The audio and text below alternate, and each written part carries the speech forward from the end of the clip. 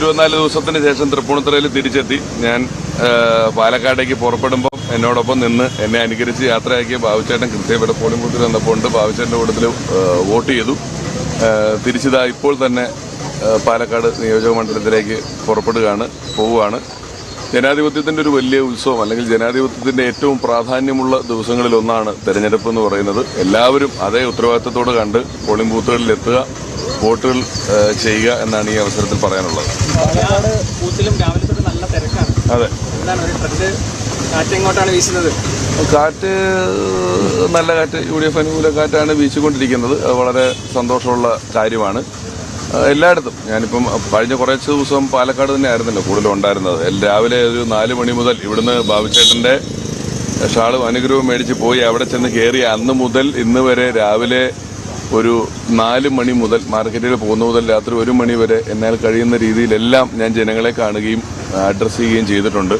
ഞാനിവിടുന്ന് പോകുമ്പോൾ പറഞ്ഞ വാക്ക്, ഒരു ഫെയർ പൊളിറ്റിക്സ് എന്നൊരു വാക്ക് ഞാൻ ഉപയോഗിച്ചു. ഞാൻ ഇത്രയും ദിവസം എൻ്റെ മറുപക്ഷത്തുള്ള ഒരു സ്ഥാനാർത്ഥികളുടെയും പേര് പറയുകയോ വ്യക്തിപരമായി ആരെങ്കിലും പരാമർശങ്ങൾ കൊണ്ടോ നോക്കുകൊണ്ടോ വാക്കുകൊണ്ടോ അറ്റാക്ക് ചെയ്യുകയോ ഒന്നും ചെയ്യാതെ ജനങ്ങളുമായിട്ടാണ് നമ്മൾ സംവേദിക്കേണ്ടത് എന്ന ഉത്തമ ബോധ്യത്തോടു കൂടി പരമാവധി ജനങ്ങളെ കണ്ടു. പാലക്കാട് നിയോജക മണ്ഡലത്തിലെ എന്നെ കൊണ്ട് കഴിയാവുന്നത്രയും ആളുകളെ അഡ്രസ്സ് ചെയ്തിട്ടുണ്ട്. അപ്പോൾ അതിൻ്റെയൊക്കെ ഒരു ഗുണം വരും.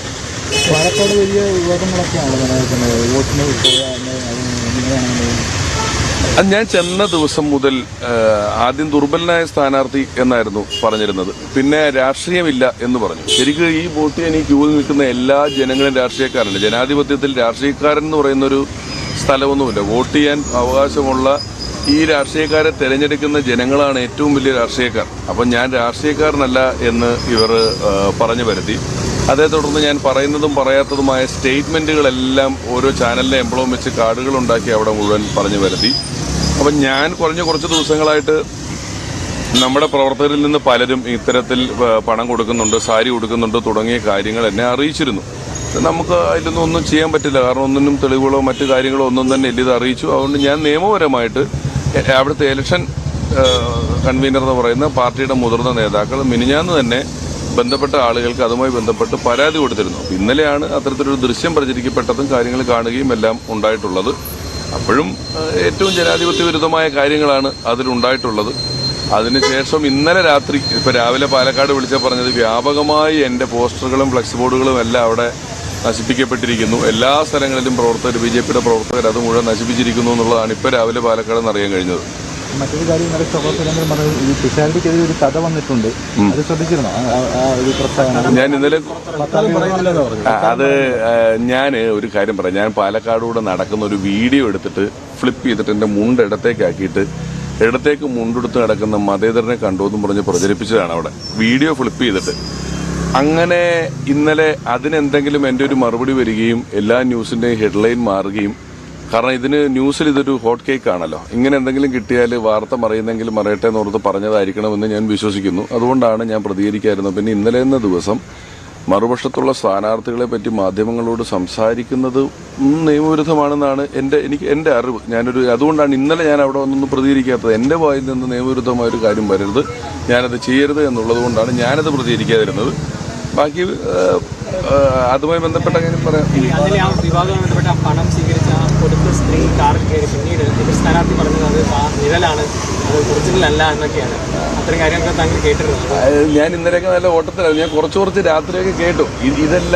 ഇതൊന്നും ഞാനെന്നൊരാൾ വന്നിട്ട് ഇത് അങ്ങനെയല്ല, നിങ്ങൾ നോക്കൂ, അത് നിഴലില്ലെന്നും പറയേണ്ട ആവശ്യമില്ലെന്ന്. നമ്മൾ ഈ പൊതുജനങ്ങളുടെ കോമൺ സെൻസ് എന്നുള്ള വാക്ക് തന്നെ ഒരു കോമൺ മാനുമായിട്ട് ബന്ധപ്പെട്ടുള്ള സെൻസാണ്. കോമൺ സെൻസ് എന്ന് പറയുന്നത് മനുഷ്യൻ സ്വാഭാവിക യുക്തിയിൽ മനസ്സിലാക്കാവുന്ന കാര്യങ്ങളെ ഇതിലെല്ലാം ഉള്ളൂ. വളരെ സ്വാഭാവികമായ യുക്തിയിൽ കണ്ട വിഷ്വൽസും പറഞ്ഞ കാര്യങ്ങളൊക്കെ ഒത്തുനോക്കിയാൽ മനസ്സിലാക്കാവുന്ന കാര്യങ്ങളിലേ ഉള്ളൂ. ഇനി ഞാൻ അതിന് ആധികാരികമായി എന്തെങ്കിലും ഒരു ഉറപ്പ് തരികയോ സ്റ്റേറ്റ്മെൻറ്റ് പറയേണ്ടോ ഒന്നുമായിട്ടുള്ള ആവശ്യങ്ങളില്ല.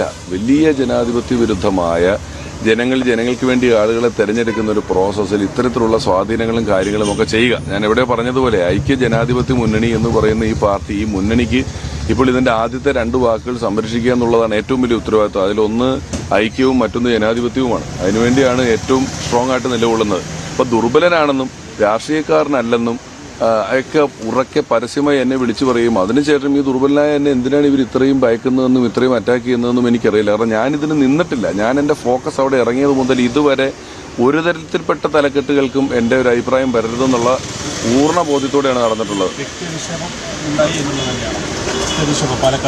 എന്നല്ലേ അത് നിശബ്ദ പ്രചാരണത്തിന്റെ ദിവസം എതിർ സ്ഥാനാർത്ഥിയെ പറ്റി ഇങ്ങനെ ഒരു കാര്യം